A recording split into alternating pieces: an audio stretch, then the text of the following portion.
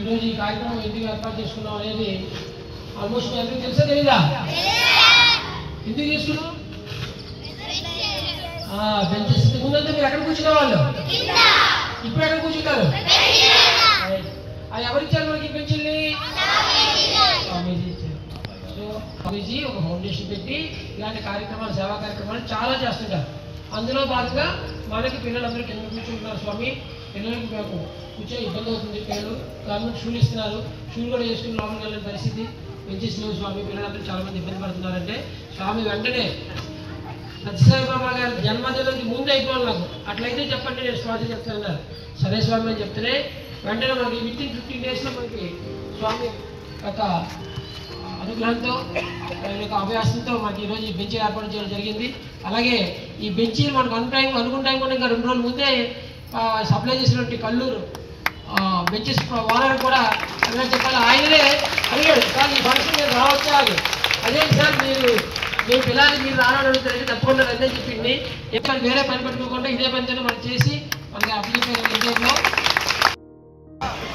ఆయన కూడా అభయ సేవలో భాగం అయిపోయారు.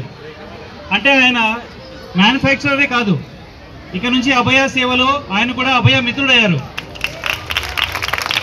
మనకు చాలా చక్కటి క్వాలిటీతో, తర్వాత అవసరమైన సమయంలో, అంటే మనం ఏ సమయంలో అయితే అందచేయాలని కోరామో దాదాపు 24/7 వారంలో పూర్తిగా పనిచేసి మనకు ఈ సదుపాయాన్ని ఈరోజు కల్పించేలా శ్రీ సందీప్ గారు, ఆర్యన్ ఇండస్ట్రీస్ శ్రీ సందీప్ గారు, వారిది కల్లూరులో ఇండస్ట్రీస్ ఉంది, అభయ మిత్రులు వారికి మన పాఠశాల తరపున శ్రీ బాలచంద్ర గురూజీ గారి ద్వారా ఒక చిన్న సత్కారాన్ని మనము ఇక్కడ ఏర్పాటు చేసుకుంటున్నాము.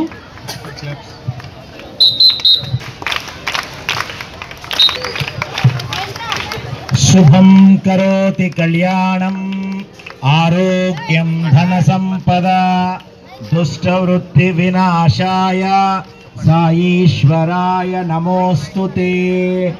సందీప్, చాలా అది సామాన్యమైన విషయం కాదు. ఒక్కొక్క బెంచికి ఎంత లేదన్నా 1 గంట సమయం కావాలి, అవునా? 200 బెంచీలకి 200 గంటలు కావాలి.